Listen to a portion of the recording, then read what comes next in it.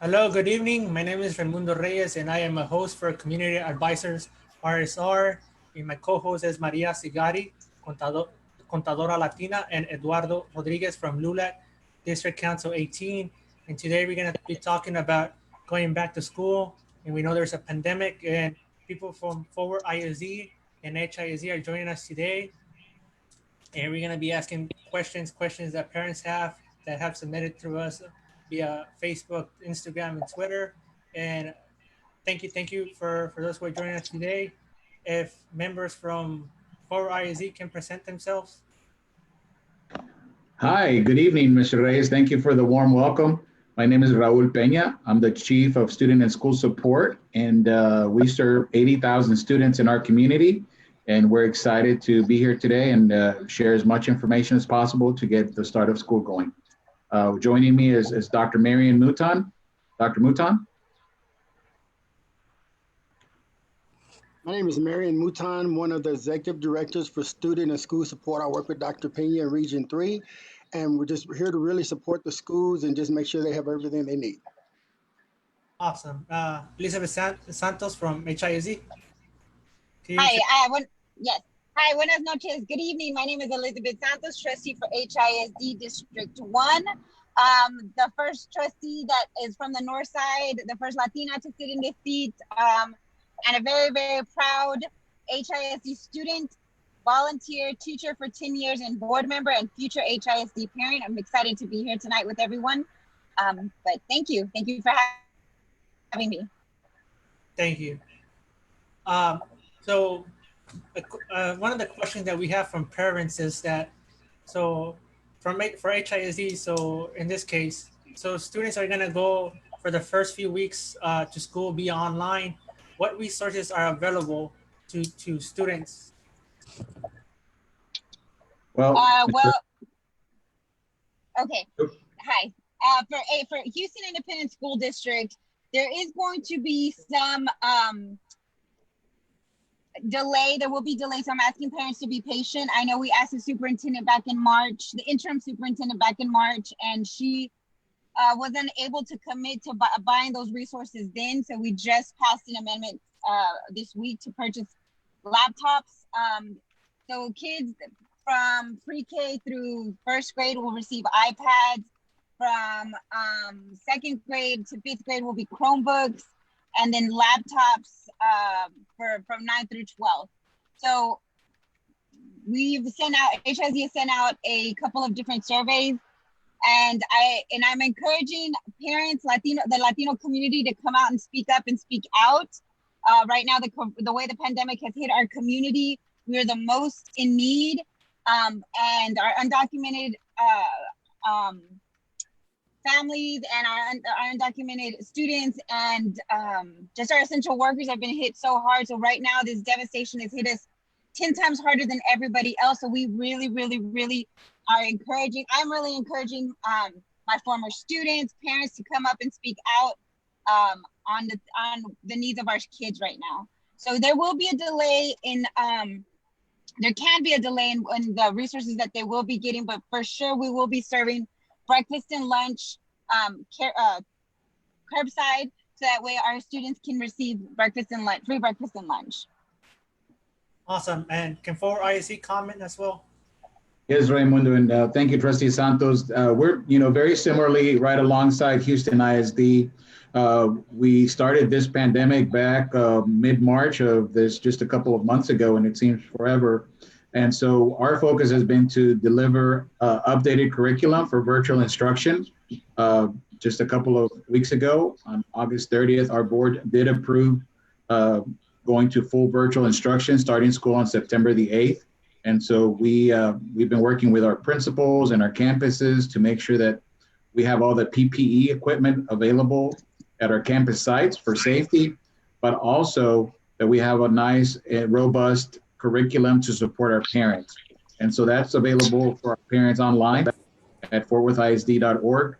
And right now we're in the midst of training our teachers for virtual instruction, whether it's Google Classroom, whether it's Google Meet, so that we're able to engage our parents and our communities in a more meaningful way. We learned a lot from what happened in the spring.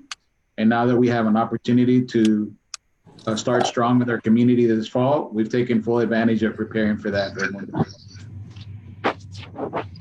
Awesome. Thank you. Thank you. In terms of electronic devices, we just heard from Elizabeth Santos, and for 4ISD, is there going to be any delay from students, Hispanic students, and students in general from receiving any electronic device for them to do their homework? No, absolutely not. So this spring, we actually, our secondary, middle, and high school students already have a one-to-one device. So they have a Chromebook that they have. And our elementary, our board approved the purchase of 10,000 hotspots. So we're in the process of deploying those based on highest need by zip code and area. So a lot of our southeast quadrant of the city will be prioritizing the delivery of these Chromebooks and hotspots. And so I'll let Dr. Mutan add a little bit more about the survey we put out. And our principals are really pushing the technology survey through social media to engage our parents and to make sure that they don't miss out an opportunity to request if they need a hotspot or a Chromebook. Dr. Mutan, would you add a few more details to that plan? Yes, sir. Thank you, Dr. Pena. We sent a survey out for just that. What do parents have access to and students have access to at home? Whether they have access to Wi-Fi, Chromebook, a sibling with additional Chromebook, and our goal is to make sure we get enough Chromebooks and hotspots in each household. So, as Dr. Pena was saying, we're really targeting our students that we have the highest need first to ensure we want all students to have it, but we'll make sure our students that need it the most have it first. But so we'll start deploying actually the 12th through the 14th. Our goal was to make sure we had everything deployed. As if we were to start the first day of school on August 17th, we'd be ready to go on August 17th. Thank you. Elizabeth Santos, can you comment? Yes. I'm sorry, I didn't hear you. Yes. Can you comment and for the internet? We know that some families, Hispanic families, they're not able to afford internet, and some of the learning is going to be via online. Is there anything that HISD is doing to provide free internet or lower costs? The Latino community has responded to some surveys, but not all of the Latino community has responded. So what we've done is, I believe that the district is now providing 40,000 hotspots, and just moving around with the needs of the district, are seeing about maybe towers in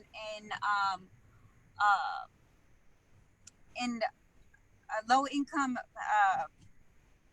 apartments and so forth. So we're doing that along with providing. If y'all lose me, I'm sorry. I'm going underground, so I apologize. So, but yeah, similar to Fort Worth ISD, that's what we're doing. All right. Maria, you're on mute. Oh, okay.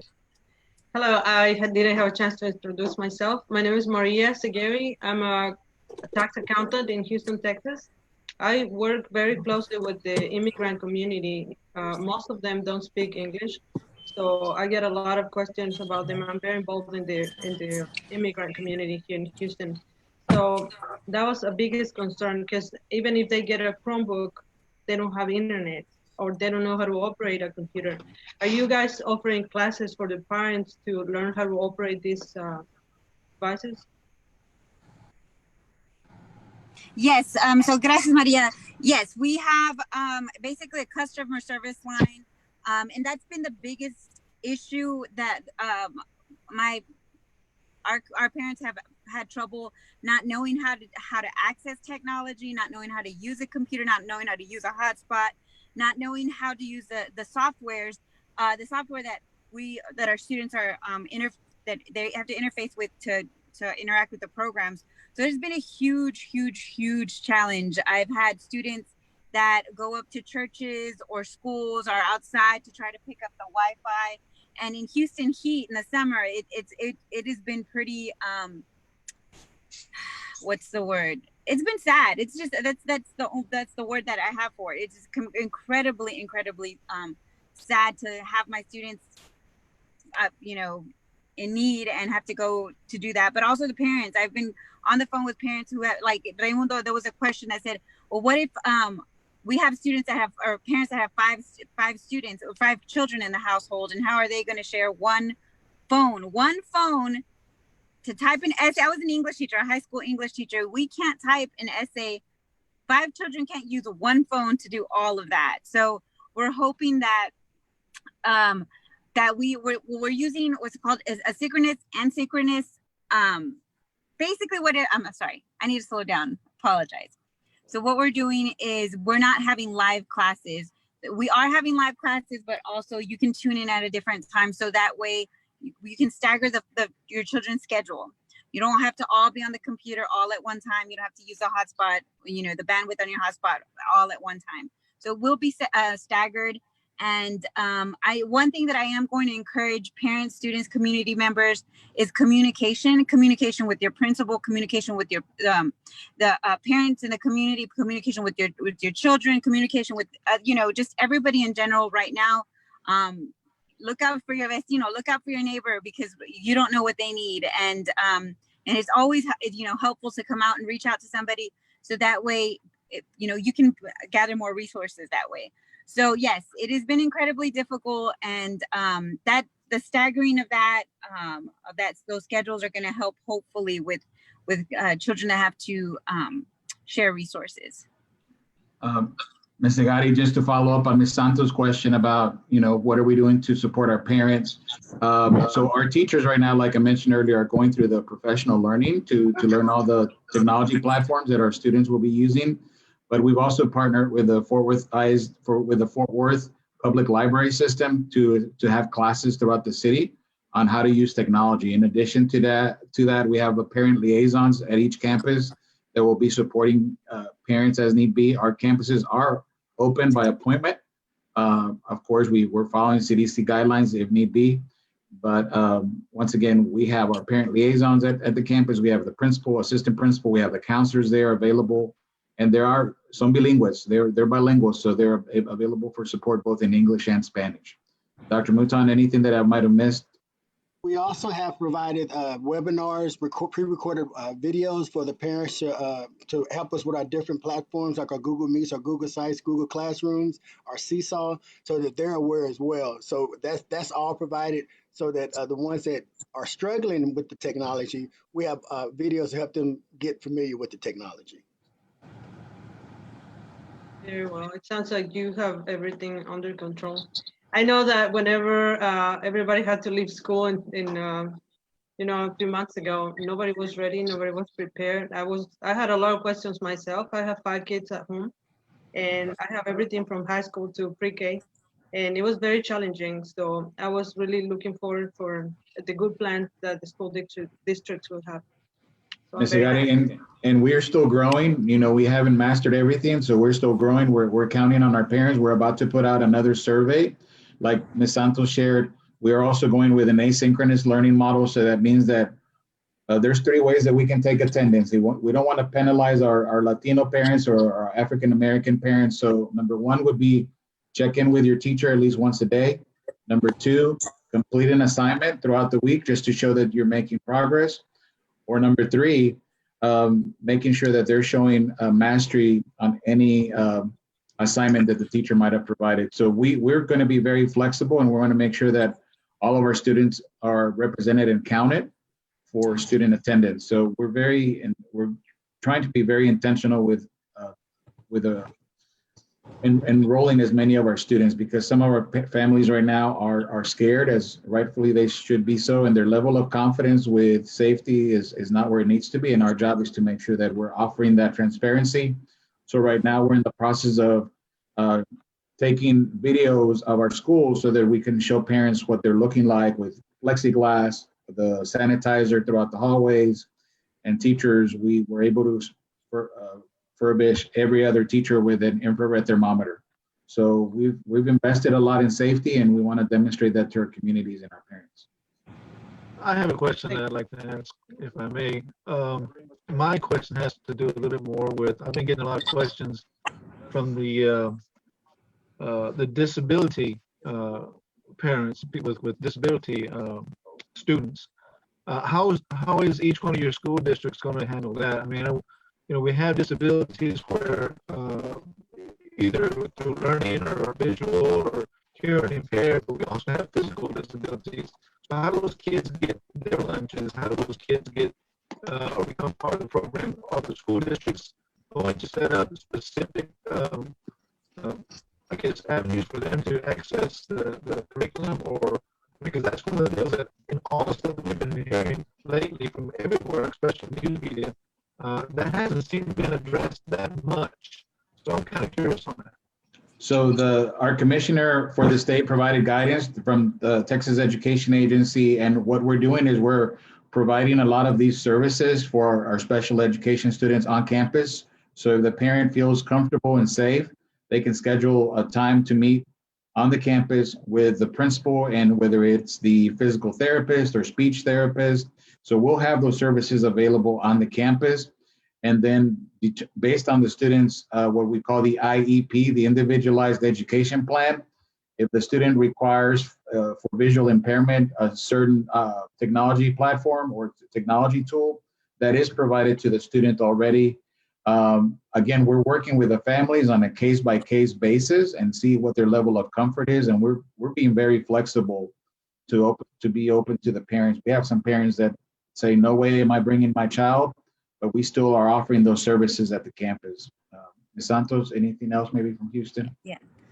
Thank you. Yeah, so we basically have prioritized our students with disabilities, and given our students with disabilities first round access to technology. Additionally, they've had one-on-one support with dyslexia specialist, speech pathologist, and this was last semester. So moving forward, I know that there's a more intense plan being put in place so that our students aren't left behind. But similar to Fort Worth, we've just prioritized students with disabilities.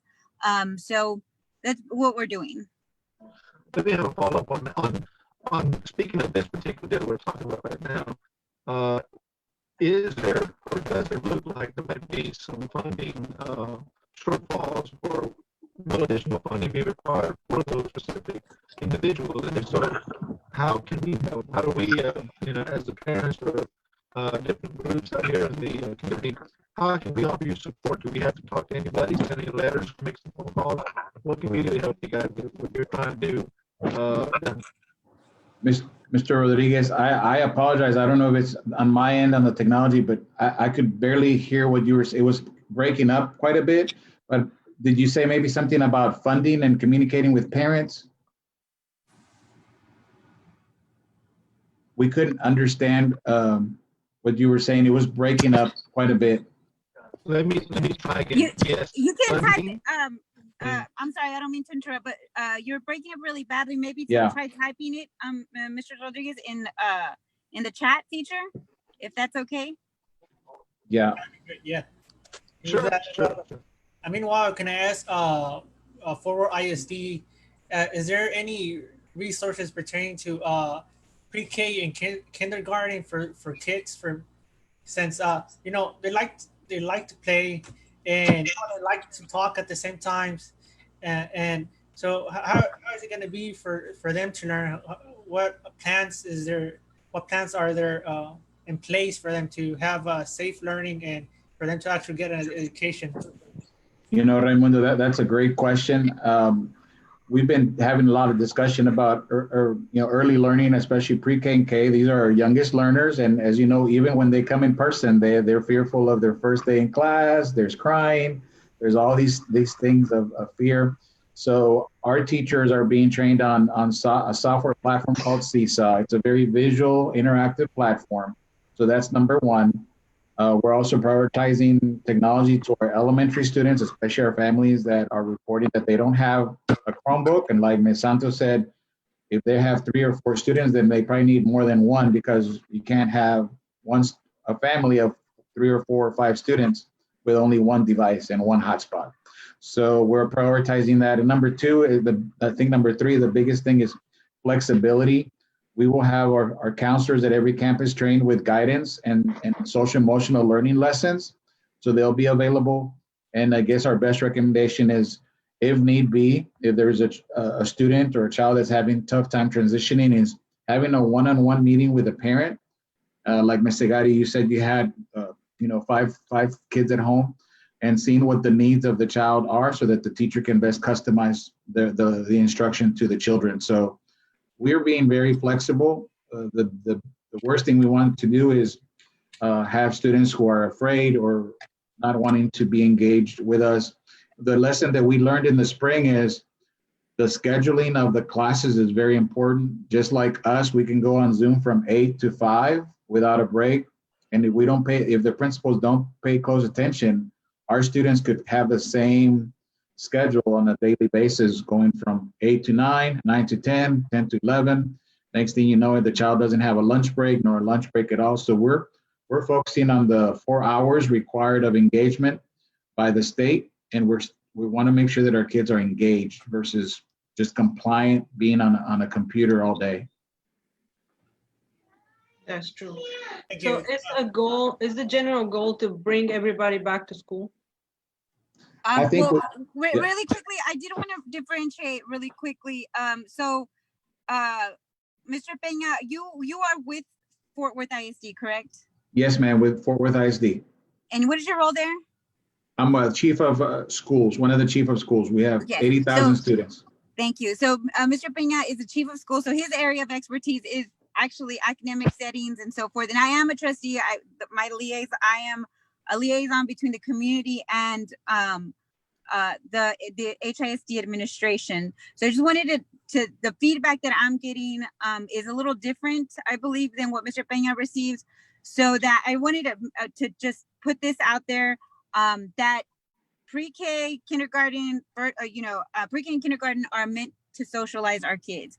It's meant to learn best practices when you come in, and it is absolutely it is symbolic. You're giving your child to a school, to a principal, to a teacher. You're handing them off. You're cutting off.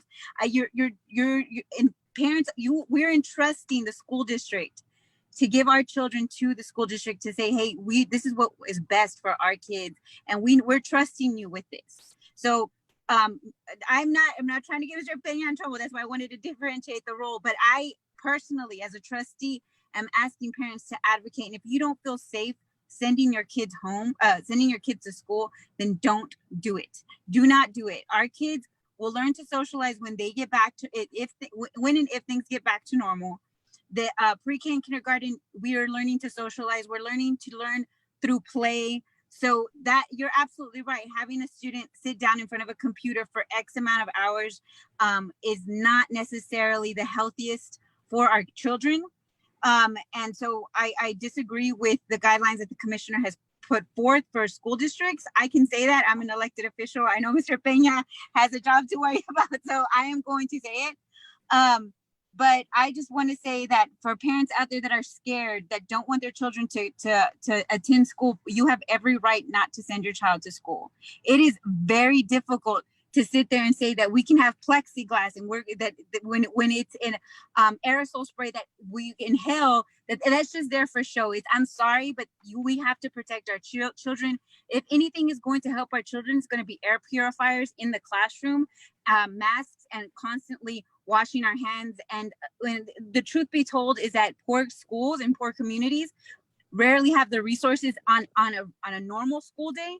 Now to have PPE and cleaning supplies during a pandemic, I am very, very, very reluctant to be able to say that the cleaning is going to happen all the time on a regular basis. Secondly, to try to keep kids off of each other and not, I remember in pre-K, I got sent to the principal's office for, I don't want to tell you what I got sent to, but it wasn't something that, it was me cutting some little girl's hair because she asked me to do it.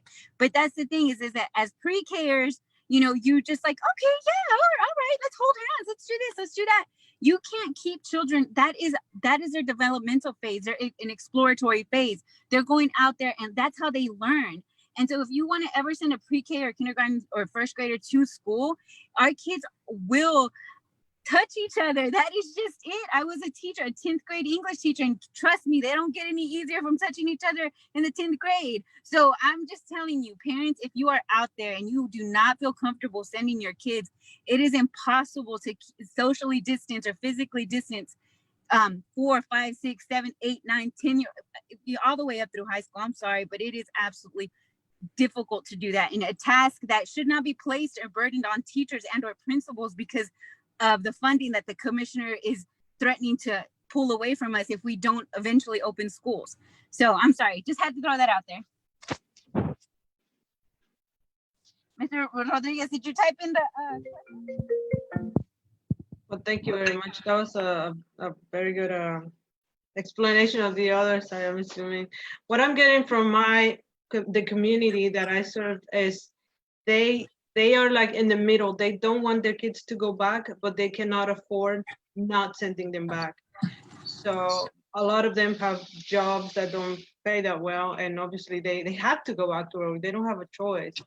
So that's why I'm pretty sure that's why you refer to Mr. Peña when you say, because parents want to know their kids are safe, right? Because I mean, you don't have a choice. You have to send them. Yeah, go ahead. Our board met and decided to go virtual for now until starting September the 8th. So we delayed the start of school, and then we started school on September the 8th all the way to September 27th, and then make another decision then, see, depending on how the pandemic situation is in our country, and specifically here in Fort Worth, and make another decision there. But originally we were going to open school on August 17th with a hybrid model. Parents would have choice to come in person or be taught at home. So we did, either way, we've been offering parents both options since the beginning. And like Ms. Santos said, there was some politics that got involved in terms of funding and how we do that. So I appreciate her saying that. And, working for the school district, I'm sharing from you the Fort Worth ISD perspective. So I appreciate her sharing that. Yes. Okay, so the question that Mr. Eduardo had is there enough funding to provide services to the special needs students? If not, what can the different parents, groups, and organizations do to help? I think the funding does continue for our special education students, so that money is. I think I'm not the chief financial officer, but the bigger repercussion is going to be as far as, back to Ms. Santos, if the commissioner or the state decides how they decide to count our average daily attendance. And in other words, we get monies from the state on how many students are enrolled and how many students are attending school. So that's going to be scary depending on the decisions that are made with the political environment. And so our goal is to capture as many kids as possible and make sure that we offer them a virtual instruction that's of quality, and that we have our Latino and all of our parents that are part of our community be a part of that, of that target. Yes, and additionally, I do want to say something. So we have seen the political powers that be playing politics with our children. And I just want to reiterate or stress the fact that childcare and public education are two separate things. And the fact that, we have a president that is playing with the stimulus check, that we have Congress that is not doing what's right by the people. And we have Senator Cruz here in Texas saying that a single mom should go to work, and because it doesn't make sense for her to stay home and earn more staying home than she does getting a stimulus check. Like, that's ridiculous. Let me put it to you. I want that single mom to stay home and take care of her children and stay safe, so that way our children have a parent to come home to. That is what it's about. So I am just going to put that out there. Yes, public education needs to happen, but not at the expense of our children, not at the expense of our parents, and not at the expense of our community. The fact that Latinos were excluded from the stimulus check, if your significant other, your partner, your wife, your husband was undocumented and you claimed them on your taxes, you were excluded. That is ridiculous. And we see politicians playing with our community, the livelihood of our community, which means that it hurts the Latino community. As students, like I said, I was a teacher in the North Side for 10 years and had students that were being evicted. And unfortunately, they were undocumented. Their families were undocumented, and had to pull together just to help them out and make sure that their needs were being met. But again, the Latino community really, and any community of color, needs to come up and speak out against the injustices, these grave injustices that are happening. And Raimundo, correct me if I'm wrong. I'm sorry. I know you wanted answers, and I will give them to you. But I'm using this opportunity also to make sure that our communities are aware that when you're holding funding hostage for kids and families that are just trying to make it, while other billionaires are profiting from a pandemic, that's ridiculous, and that is sad, and it is a disgrace. So we make sure that we elect people that we can trust into office. Or that if you don't trust them, at least that will sometimes do right by our community.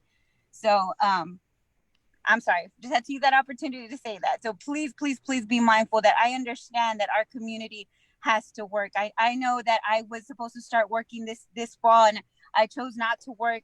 My husband is in school. I no longer have a job, so the effects of we are feeling the financial effects of the pandemic in our household. But not many people have that opportunity to be able to stay home and still take care of their family. And I, for one, know that. So thank you. Yes. If I can ask Elizabeth Santos, and then the same question to forward ISD to Raul Peña and Dr. Marion. So for kids, whenever they go back to school, let's say they go back to school in a month or 2 months or 3 months from now, and they test positive, students test positive, what is this, the protocol for that? What's going to be the protocol for the student who tests positive? Are the schools gonna test all the students who came in contact with that student, and then use proper means to disinfect the whole building where the student was, the whole area? Can you provide some information on the protocol?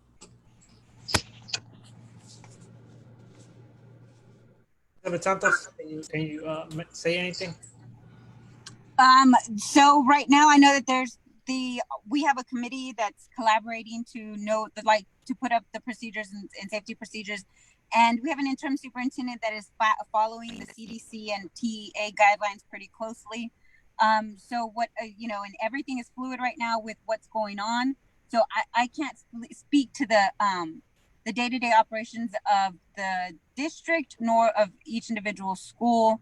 But I know that there was a guideline for shuts down for 5 days, and I'm right now it's kind of in the air, so I don't know exactly.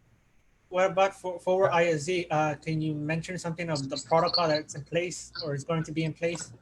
Raimundo and Maria and Eduardo, very much like Ms. Santos shared, we're following the CDC guidelines and the recommendations from the Texas Education Agency as well. With our current staff members are adults, we're actually have a protocol in place where they self-report. We have a self-assessment that they must do before they walk into a building. So do you have a cough? Do you have a fever? Do you have you had temperature? And then they get their temperature checked. For students, like I mentioned earlier, every other teacher, so 1 in every 2 teachers has an infrared thermometer. So we'll be checking students as they come into the building. So our best strategy is prevention. So if the student does have a fever, let's just send them home for now until they get checked. And so, but if we do get a case, I agree with Ms. Santos, we would need to see what the guidelines from TEA would be, since right now most districts are in virtual mode.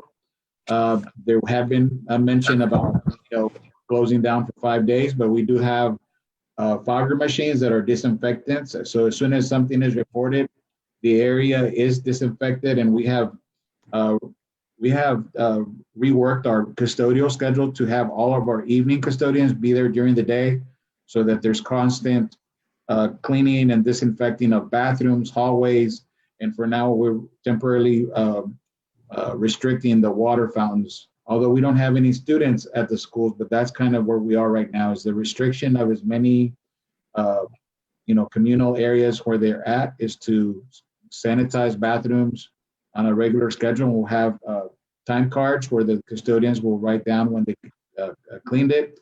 And then also any case is taken action immediately and the student is sent home. Well, thank you. Dr. Pena said each one of our campuses has a separate room for if a student comes in and is identified or has some kind of symptoms, that they're not isolated, but they're put in that room where they're by themselves till we get a hold of the parent. Each school has a certain place set up for that situation. Awesome. In that case, whenever the kid comes contracts COVID-19, in that case, what about the parents? The kids attending school, but also the parents, because so in that sense, the parents and the kids are going to be at home, right, in quarantine. So they're learning.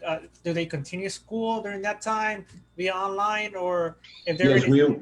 we would continue their instructional piece through a virtual piece. So they would have a technology device and they would be taught from home. Correct. Awesome. Thank you, Maria. Any comments? Basically, a student could switch back and forth from in person and online. Is that correct? At any Not, moment they can switch?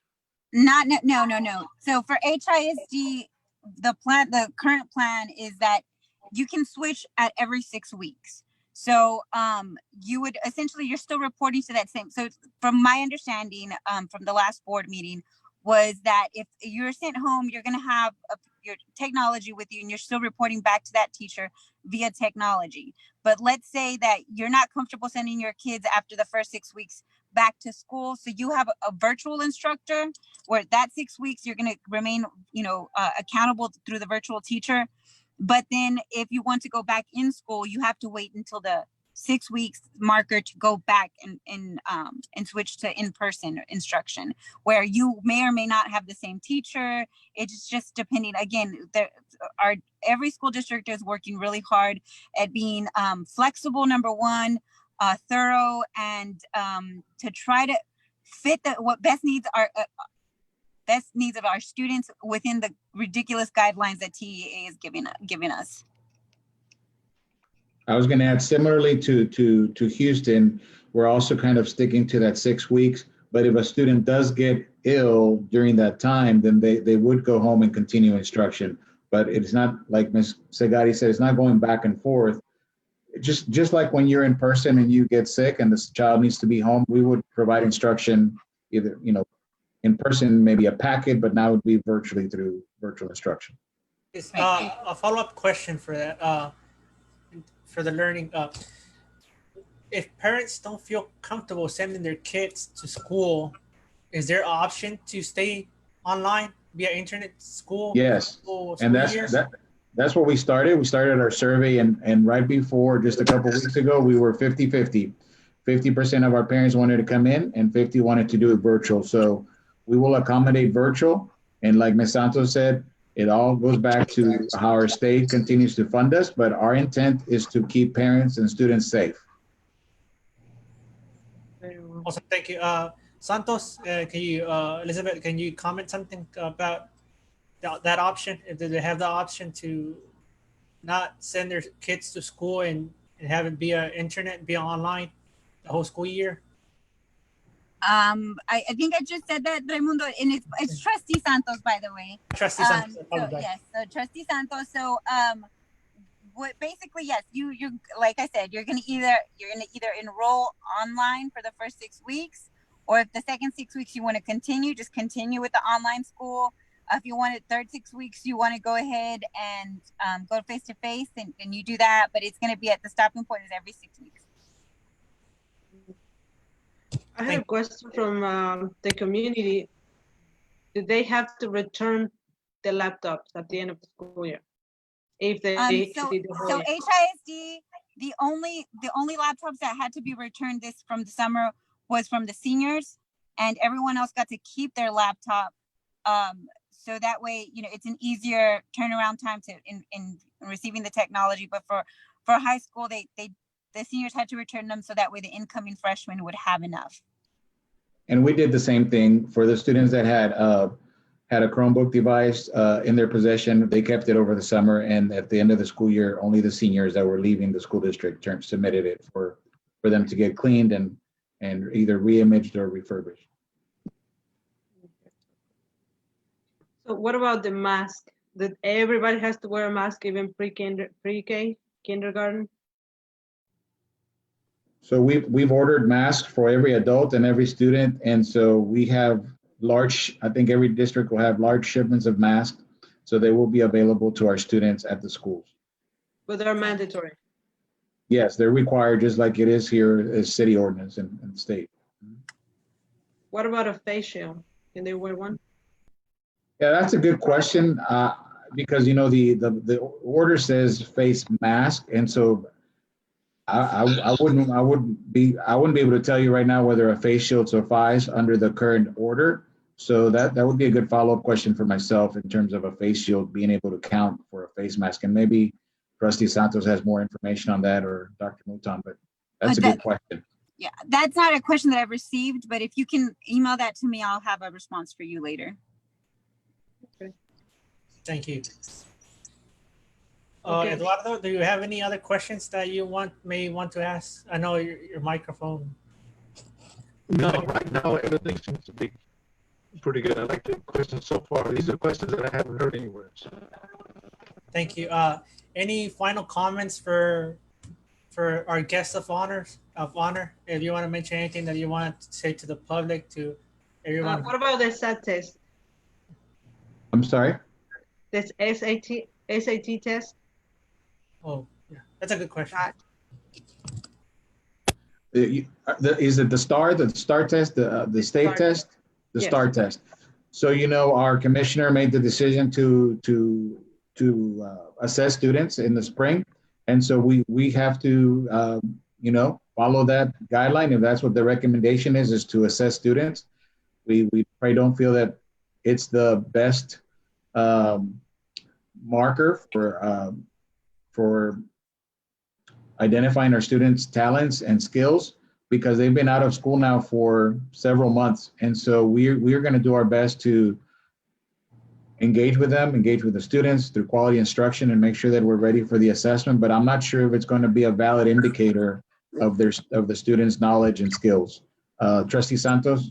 Okay, so I was a 10th grade English teacher for 10 years. I taught a STAR tested subject. It was taxed before STAR. And first of all, STAR is a very poorly written test. So on any given regular year, it was a horrible test to give to our students, period. All it did was test, basically, if you were in a poor neighborhood, you scored low. If you were in an affluent neighborhood, you scored well. That's how that went. That's how the STAR test goes. So if the inequities that have been exacerbated now, even more because of the pandemic, it's going to be very telling. And I don't need a STAR test to tell you that kids that are not being fed, that don't have electricity, that are in a horrible situation at home are going to test poorly. So you can opt your student out from testing on any regular year.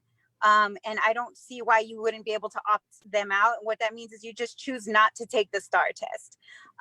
And so there's more to it than that. I'm making it sound really simple, but you have to opt out and you have to sign. You don't have to sign a waiver, but anyway, but yeah, so no, the STAR test is, the commissioner has made the decision to move forward with the STAR exam. And again, it is a horribly written test. It is a horrible indicator of anything that really doesn't engage meaningful instruction in the classroom. All it does is teaches our kids how to use process of elimination, and it's a horrible test. So I would just, if I were, well, I am advising parents to just make sure that your students are happy, or not.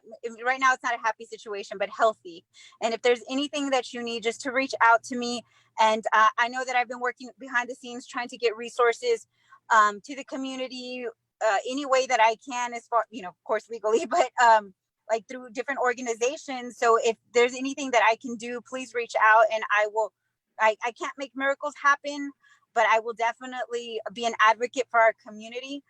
So continue to reach out, continue to watch the board meetings right now that, people aren't really going out.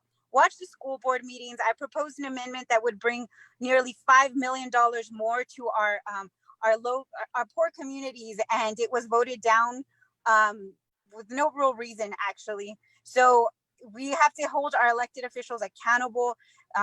Make sure that you're holding us accountable. Watch our board meetings, and always, try to align whether our words and our actions match up, because they don't always do on that board. So make sure that you're following us carefully, and hold us accountable. Please hold us accountable. And I would love to do this again in Spanish, so that way our Latino community can understand what I say. And I don't mince words, so I know I've been known to be too honest. So I will always, that's one thing that committed to my community, our students, and our constituency, that I would always be honest with them, whether they wanted to hear it or not. So again, please hold our board accountable, and hopefully that money will be sent to our poorest community, our most vulnerable communities. So thank you. Thank you. We're getting some questions from the public, and so one of the questions is, so the face masks, they're going to be required to wear a face mask.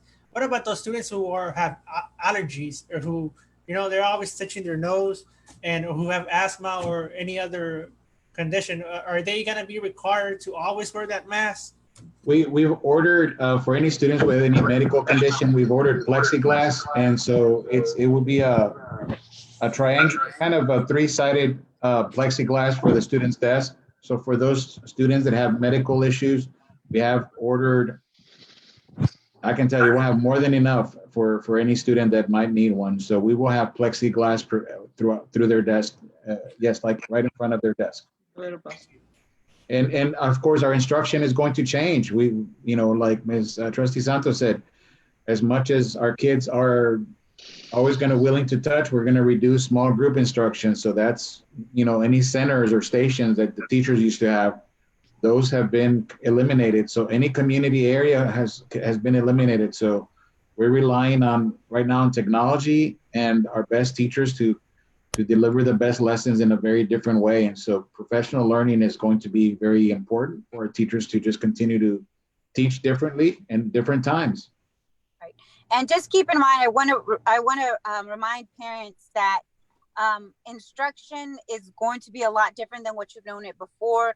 School is going to be a lot different than, classroom instruction is going to be a lot different than what you've known it to be before. As an elected official, I talk to people from nationwide and teachers nationwide, and it has been very, very disheartening. And, I've seen my friends tear down their classrooms saying, oh, we can't have anything in our classrooms. And that's against everything, pedagogically that we've learned, that, they were supposed to have a print-rich environment, anchor charts, and all these things, manipulatives for our students to learn. So the quality of, I don't want to say the quality of instruction, but the type of the dynamic setup between the teacher and student and parent is going to be very, very different. So expectations, I think that if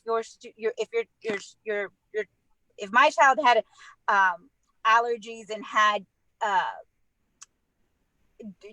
hard time being in a cramped up space, I would definitely think twice about sending them back to school, especially because when I go out and I see somebody else that doesn't have a mask, the first thing I look at is my son, and I make sure he's completely covered, because I'm like, that's a potential for endangering my son. He'll be 9 months old, and I am fearful of my child. I can only imagine how other parents would feel if their child were to be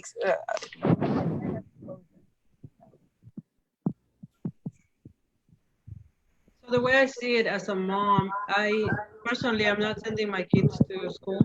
I'm fortunate and blessed to have the resources to keep my kids at home. But one of my biggest concerns was that, like you say, the environment is not going to be the same. And, I don't know, but I can even keep my kids with clothes during the day. They're running all the time. And I don't know how they're going to manage to keep a mask on children all day long. So that was one of the reasons why I didn't send my kids. That is going to be a big challenge, and I think it's until we see it in person, then people realize how difficult it is. I wear a face mask at work, and we just had some in-person meetings with principals, and it's hard to speak through that, yet alone probably teach the whole day. So I think it's going to be a challenge for adults and children, even at a greater degree. So we agree with what you're saying. And unfortunately, we're here and we're trying to make the best, put the best. We've updated our filters to MERV 13 to make sure that our ventilation is as best as possible. But we can only do our best. But children and students will behave the way they want to. Yes. Yes. Which is it's perfectly normal. Children, that is absolutely. They're right. They're children. That's what they know. They're expressing themselves. They're developing. They're exploring. There's nothing wrong with being a child except that, you know, Mr. Pena is absolutely right. You know, we're doing our best with an impossible situation. And I applaud every educator out there, every person that's working inside of a school district. My hat's off to you, because it is an incredibly difficult time. And I know as a teacher, as a board member, as a mom, I'm super expressive, and I can't imagine having to teach in front of children with a mask on, with face shields, with scrubs, with, you know, personal protection equipment. It's going to be difficult, and it is not what people are expecting it to be. And expectations, you know, my expectation is to keep children safe. That's all that I want to do, is keep children safe. And you know, beyond that, we're going to be fortunate, you know, to get get down to the nitty gritty and have meaningful instruction. It's really hard to say that, especially as an educator. I you know, I don't know how this is going to play out, and I hate that we're using our children as experiments. I see Mr. Rodriguez question. He said, even the technology is a challenge, and you're right. There's times where we're having a Zoom and then it goes off, or, you know, something fails with the Wi-Fi. So a lot of challenges, Yep. We have another member who's joining us from another ISD, I believe so. Josh Acevedo, can you introduce yourself? Hi, my name's Josh Acevedo. I am on the EPISD Board of Trustees. I represent 3 in Central El Paso. Thank you for joining us today. We're asking members from different ISDs about, in this case, 4 ISD and HISD, about students returning back to school. We know there is a pandemic, and there's a lot of questions that our Hispanic and Latino community has. And we were just talking about, we talked about learning via online. Is there going to be electronic devices available to us students? We talked about once they go back to school, are they going to be wearing a mask? Eduardo, Maria, do you have any questions for Trustee Acevedo? Hello, Josh. My name is Maria Segueri. We're in Houston, Texas, and we just want to know a little bit about how your ISD is handling this going back to cross technology. I'm sorry, I'm gonna have to respectfully bow out, y'all. I went over my time. My husband is not happy, so I do appreciate y'all having me. Mr. Peña, Mr. Moto, it was so great to meet everyone. Y'all are awesome. Stay safe, stay healthy, and we'll talk to y'all soon. Take care. Trustee Santos, good meeting you. Take care. Bye-bye. Sorry. So at EPISD, we are the largest school district in El Paso County. And right now, at this point, we are virtual the first 4 weeks. And tomorrow, we actually have a board meeting to extend that another 4 weeks. So I'm hoping that does go through. And that'll take us to about mid-October, completely virtual, 100% online. And at this point, we have given Apple iPads to any students in grades pre-K, kindergarten, 1st and 2nd grade. And then those in 3rd grade through 12th grade have an Apple MacBook Air. One of the big things that I always focus on in anything that I'm speaking about on the board, I really push for equity. I think that's really important. And serving the area that we serve, we have a lot of low-income families. And one thing that I was pushing from the very start was a lot of these families, they don't have internet, they don't have those resources available. And so we have been getting hotspots, and we're distributing them to all the families that need them. And it seems like right now it's worked. We still have a surplus, and so they're available for those that do need them. Thank you so much. And how about? Okay. Go ahead. My question has to do with El Paso. One of the things that some of the other cities like Dallas, Austin, San Antonio, you know, how is the Hispanic community responding to the ads, the notices, the advice that the ISD, I mean, all the officials have to get that to somebody. Are they responding, the majority, or are we having a lack of response from the community? So at this point, I was speaking to a few other colleagues, and I'm not sure we're doing enough to get that messaging out and saying stuff like, well, we're not getting enough messaging out on, you know what, from March to May, that was an emergency. We've kind of figured out how to do virtual learning over the summer. It's going to be a much better experience, and I think that's really important to let the community know. But we have had our, El Paso's 85% Hispanic, and so we're right on the border. We have a lot of low-income families, and we have been having to do a little different things for those that don't have the internet. And I like, I know on Monday I prevented one of the principals from one of the high schools in the southern part of town was going to have a full-on registration event, and I found out about it, and I thought that was a really bad idea. I knew that was very needed because those families need help registering and they can't do it all online. But I thought it was a little better way of doing that. And in the end, there was about 60 people or so that did show up, but there was social distancing in place. And I think following up with them with phone calls is absolutely crucial. Maybe getting them through the lines in groups of 10. The food bank has been a really big thing for us here in El Paso, as it has been around the country. And one of our schools is actually one of the distribution centers. So I suggested that if we were going to do any registration events for those people that don't have online resources, we needed to do it in groups of 10, everybody 6 feet apart, wearing masks, and then one at a time going through the registration process. So far, it seems okay, but I still think we're needing to do more reaching out to those people.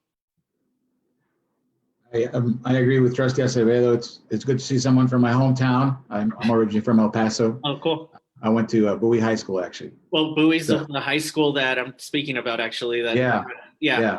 My parents are still there. So now I work here in Fort Worth, chief of schools. And so it's good to see you. But we're having actually a really big push for enrollment as well. And our principals are doing two things that are working well right now. Is one, those principals that want to volunteer and go knocking on doors with masks and face shields and gloves and taking iPads and registering families. We've had schools register between 40 and 60 kids on one, just walking down the neighborhood, knocking on doors. And then the other one, Mr. Acevedo, Trustee Acevedo, has been drive-throughs. So driving through the schools and not getting out of your cars where someone comes to you and then they take your information. So we have like groups of 5 people helping cars. So the parents will drive through and get them registered. And then the third is just having our bilingual line and our people in our offices help parents with, we use a software called Power School and helping parents with getting the codes that they need to register and any information that they might need, whether it's in English or Spanish. So that's awesome. I know that Dr. Mutan and I have been here for an hour, and I know that I have another commitment, but we respectfully want to thank you for your time, and we appreciate the invitation, Mr. Reyes and Mr. Gatti and Mr. Rodriguez. So is there any final questions for us?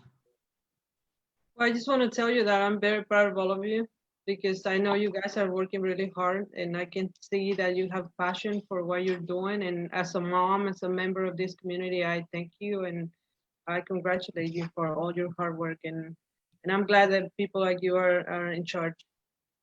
Well, we appreciate you. I would agree with Trustee Santos from Houston.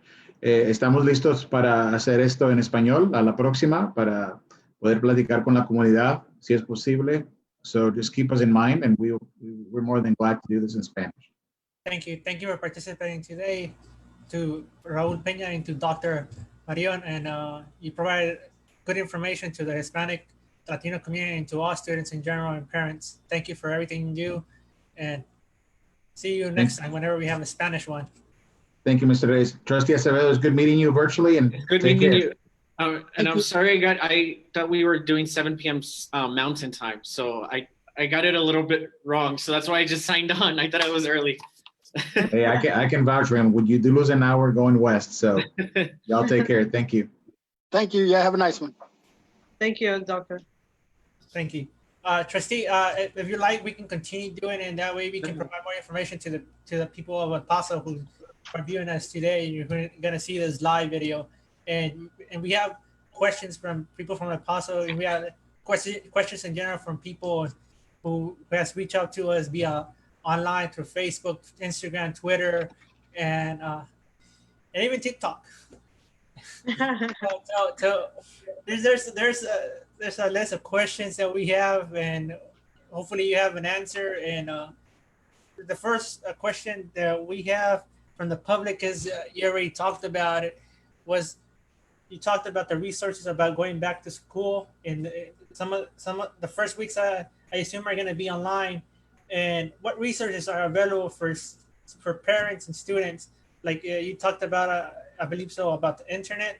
But what about school supplies like notebooks, pencils, pens? We know that Hispanic families have been hit hard economically. Is there any resources for that? Well, you know, one big thing that I participated in last year, and I'm not too sure if it's happening this year, but our State Board of Education rep, Georgina Bettis, in this area of West Texas, she holds an annual school drive where we go out to Target or Office Depot and just buy a bunch of supplies and then distribute it to different schools across the district. With COVID in place, I haven't heard anything as far as that happening, but I believe if there's more information, I'm happy to share that. I know the school district right now has been fully focused on getting everybody an iPad and a MacBook Air, or a MacBook Air, depending on what grade level they're in. And so that's been the top priority at this point. And also improving the technology, because a lot of times the technology was failing, and they've been working on getting that so teachers are able to be direct with the students one-on-one and make it feel more like that classroom experience. I have a question. I've got a question. You know, everybody's talked about the students, but what about the staff? Are they getting computers? Are they getting technology? Are they getting hotspots? How's that working? So I know that most of them already had those devices as part of the district. The teachers have been on every so often they get new computers, and I believe at this point most of them have MacBooks as well. And so when we went into the shutdown and into quarantine, we were prioritizing giving those hotspots for the teachers that needed them, and in case they didn't have that at home. So at this point, I haven't heard anything in a few months, so I think it's going pretty well at this point. You're getting MacBooks. That's good. Everybody else is getting Chromebooks. Yeah, I've heard of many districts across the state. I'm happy that they're getting the MacBooks. I love Macs, so. Yeah, you just join the conversation like, oh, we're getting MacBooks. I'm like, wow. Houston ISD has to hear that. I have a question for pre-K and kindergarten students. What steps is El Paso ISD doing for them to help their learning? Because we know that they like to play, they like to talk at the same time. I can only imagine if they're like if they were in a Zoom meeting. Yeah. So they've really worked on trying to make it as if they are in the classroom, right? So they're spending 240 minutes with the teachers throughout the day, and so they're also talking to the parents directly. The teachers are talking to parents directly, so they could understand the many different activities that they could do at home and really support support our pre-K and kindergarten students. And so their day is very filled with, I have a sample here. So the first 30 minutes, they do a live lesson together with the whole group. Then they take a 10-minute break. Then they do independent curriculum-based integrated literacy and social studies activities. So that's about 30 minutes, and then another 10-minute break. So they're basically going in 30-minute intervals, and then they're getting 10-minute breaks, and then they do independent curriculum on phonological awareness. They do some math. They'll do other literacy and science. Then they give them a lunch break for 30 minutes. And I think one of the big things was to keep that structure. That way they feel that they're in school, right? And even though they're at home, at least if they're structured with that, they'll do that. And then at the end of the day, they'll break them up into different groups. It could be a blue group, a yellow group, a red group, and they'll do a small group lesson with them. And then they'll have PE for 15 minutes with their coach via Zoom or Schoology, depending on the whatever they're using to connect. And then they end the day. So I think it's a very nice way of trying to make it as normal as possible while being at home. And the big thing with El Paso Independent School District is that we have dual language across the district. So that is still being implemented. We're doing a 50-50 model. So most of the time it's one day in English, another day in Spanish, and they switch off. Wow. That sounds wonderful. I mean, sounds really good, because over here we have to fight to get to a bilingual, like how do you call it? Dual language? Dual language. Dual language, yeah. There's no spots, and you have to put yourself on a waiting list. That takes forever. Oh wow. Yeah. This has been in EPISD for a few years now. It used to be at one feeder pattern, elementary, middle, and high school, and we've expanded it across the entire district now.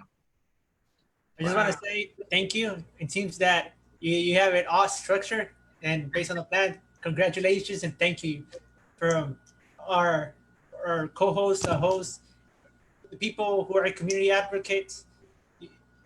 From us to you, thank you, because it seems that you have it all figured out, and that's good because it's important that the kids learning their education is very important for us. For sure. No, and we're still learning as we go. I think it's about the best practices. That's one big thing that learning from other school districts, what they're doing. I'm really lucky to be part of a cohort of other school board members where we share best practices, some from Houston ISD, two board members from Houston ISD. So they're constantly communicating via Facebook or any other method that we have. And if you're looking forward to doing this in Spanish, I speak Spanish. So I'm happy to help in any way possible to get that message across. And anything helps to help everyone adjust to this new school year. Thank you. I have a question. What about in this case? We know that Hispanic families are big. They have, like Maria was mentioning a couple minutes ago, with our other guests. Families are big. They have 5 kids or more. Hispanic families. So, are all kids gonna have a computer or an electronic device provided by the ISD, for Paso ISD in this case? And how are they gonna manage to get all of the kids to pay attention and to be, doing their homework or their whatever assignment they have?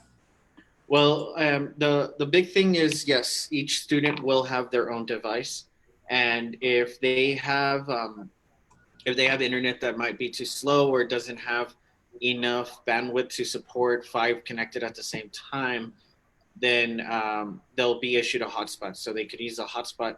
And to save some of that bandwidth, they'll ask them to alternate turning off their cameras to save some of that bandwidth and make it work and make it function a little bit more. Because they'll probably be online at the same time, right? So. Yeah. And in terms of, for example, also being at home doing, I guess you want to call it homeschooling, but attending school via internet, what are the resources available for students to get their school lunch, their lunch or their breakfast? Well, we will, since the pandemic started, we have been distributing meals every day throughout the rest of the spring semester. And in the summer, we went to about 3 or 4 times a week. And we plan on going back to distributing the grab and go method. So they just come by, they'll grab their breakfast and lunch at their classroom if they would like to come by and pick it up. And and start the school day that way. So most of these things are already pre-packed, so it's not going to spoil or anything like that. And we've been feeding. I know, I forget. I think in April we were maybe hundreds of thousands of meals were done throughout April and May. And so it's been a really great experience to have our cafeteria workers distributing these meals and working really hard to feed our kids. Yes, thank you for everything that you have done. And like I said, it seems that you have it Let's have a already. kick. Yeah. You have all the answers. You have the best technology. I think you guys have the best package. I want to move there. Come to El Paso. It's the best city in the world. It really is. Really? Yes. Well, what about, let me ask you something. Usually Latino families, their mom stays home or somebody stays home, you know. So at least here in Houston, I know the immigrant community, a lot of them are not going to send their kids to school because there is somebody that stays home and takes care of them. Is that the same case in El Paso? Most families have somebody that stays home more, so that would be that most people is going to do distance learning, right?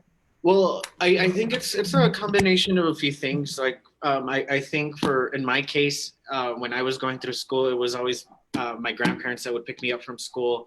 Sometimes they'd take me to school in the mornings, and I think a lot of our students are in that same predicament nowadays. And I think that's why it's extremely important that we, as much as I really want to open school and go back to the day to day, we have students that could go to school and expose their grandparents, right? And they might be over 65, they might be having pre-existing conditions, whether it's diabetes, obesity. We face those issues, and I think that's why it's so important to stay online for now. But also, there's a lot of our families that they're essential workers, and I think that needs to be taken into consideration. And so today I had a meeting with the YWCA, and I'm seeing how we could partner with them for low income families that cannot afford childcare, or even the YWCA.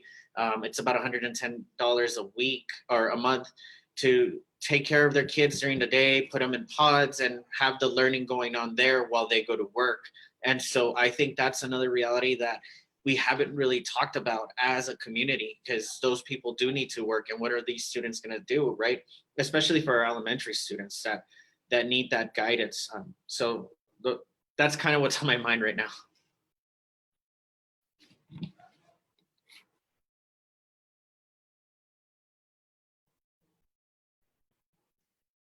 I was muted. Yeah, That's no, why I, that was that after school deal. That's there's two things that I've really noticed that were not mentioned by the media or elected officials, and that was the special ed kids, number one. And now that you're bringing up the after school programs, that hasn't been talked about either. So I want to look into that a little bit more too. But yeah, that's definitely something that needs to be discussed as well. And in our students in special populations, that we're working to see how we could get them at school every single day, Monday through Friday, because there's probably space at school where they could go in and social distance, and maybe instead of being in a classroom, they could be in an auditorium and really have that space apart. And so we are looking at our special populations and seeing how we could help them.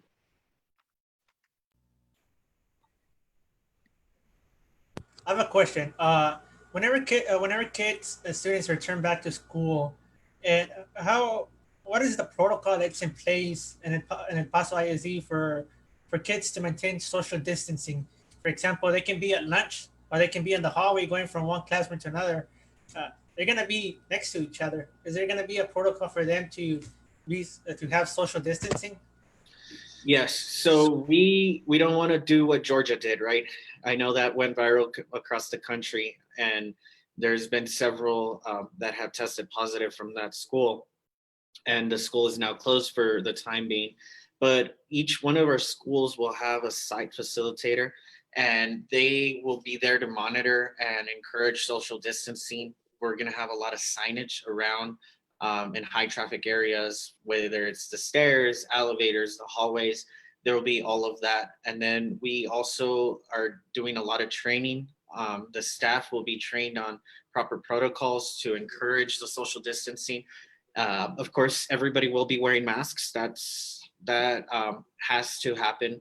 And earlier today, I was listening to, I think the best expert on in our country is Dr. Fauci, and Dr. Fauci said that we really need all of our schools to have 100% mask wearing. Everybody needs to enforce that.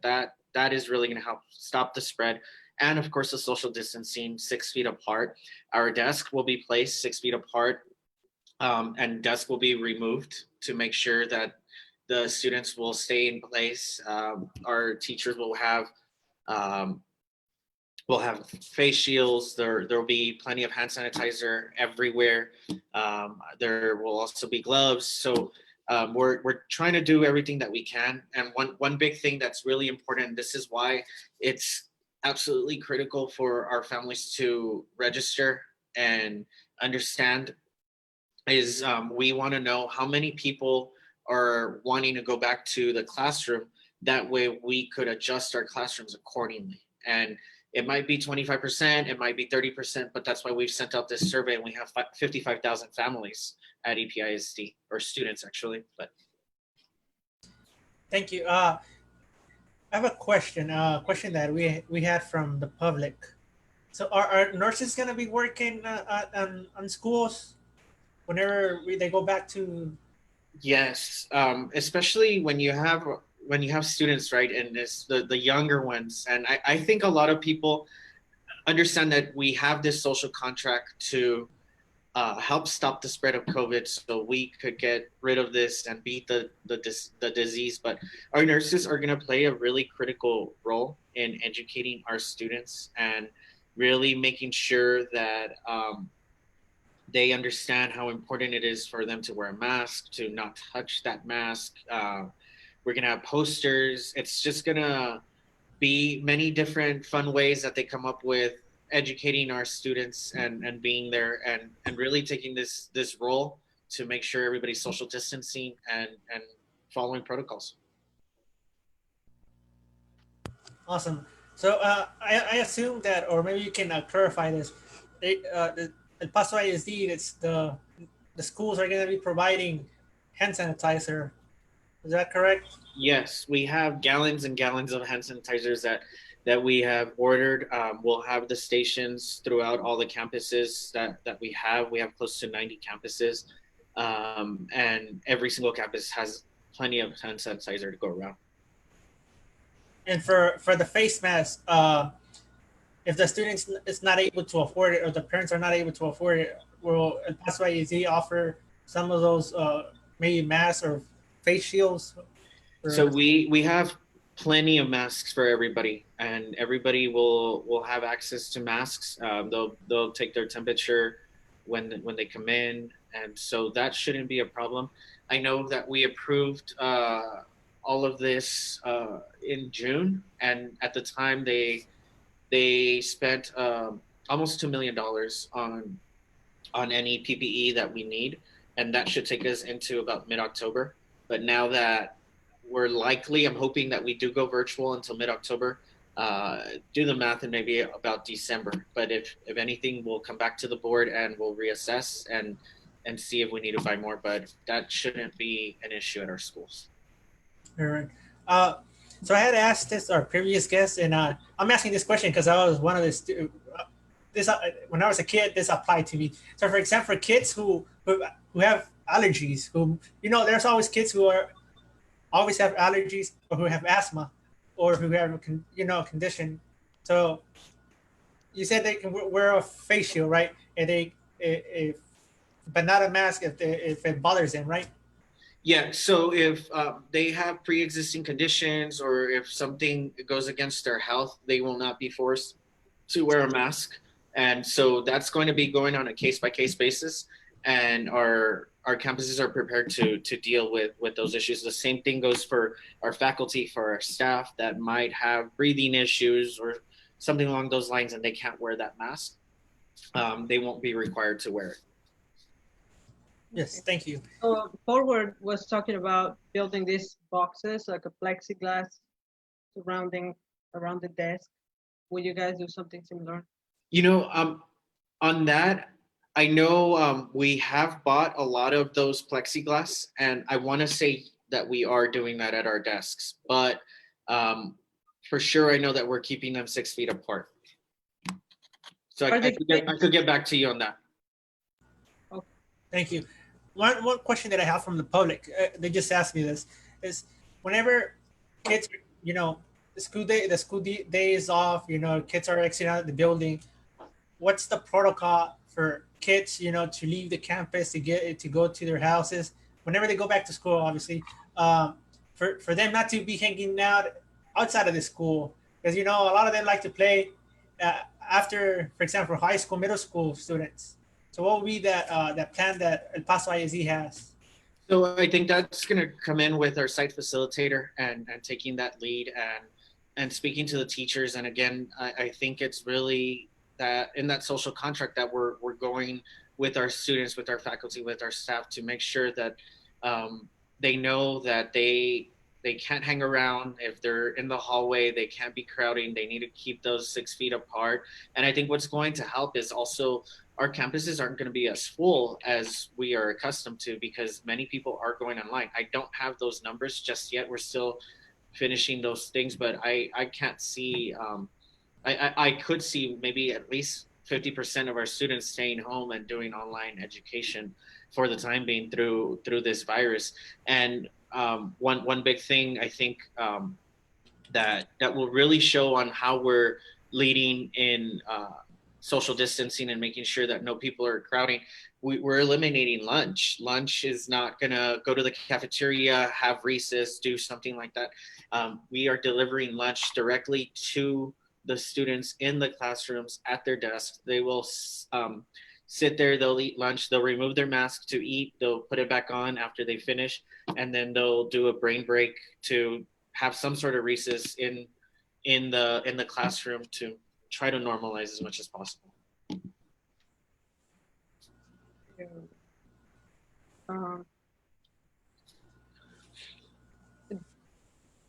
you have any other questions, Raimundo? Yes. Do you have a question, Eduardo? I know you have multiple questions. No, I had one, but he actually answered it in his last deal. So, all right. Thank you for joining us today, and we're gonna have one in Spanish, and we're gonna extend that invitation to you. Definitely. And thank you for participating today. And it seems that El Paso ISD has everything, Under control. Under control. Much better than what I heard around the Houston area. I'm not in the HISD, I'm in the Cypher. Okay. And I couldn't get those answers straight like you did. Like you gave me all these answers very well. Oh, well, I'm happy to help. And I'm available if you need anything. My contact information is on there. Raimundo has it. If anything, let me know. Well, thank you very much. And we really appreciate everything you do for the Latino community. Of course. Thank you for joining us today. Bye-bye. Bye. Bye-bye.